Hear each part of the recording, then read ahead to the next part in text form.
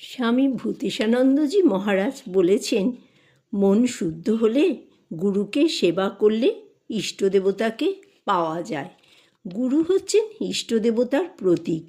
তার পিছনে ইষ্টদেবতা রয়েছেন। তাকে সেবা, পূজা বা তার ধ্যান করলে উপযুক্ত সময় হলে তার মাধ্যমে ইষ্টদেবতাকে পাওয়া যায়। যেমন আমরা মাটির কালী মূর্তিকে সামনে রেখে পূজা করি। সেই মূর্তি আসলে মায়ের প্রতীক। মাটির মূর্তি চিন্তা করতে করতে আসল মূর্তিকে দেখা যায়।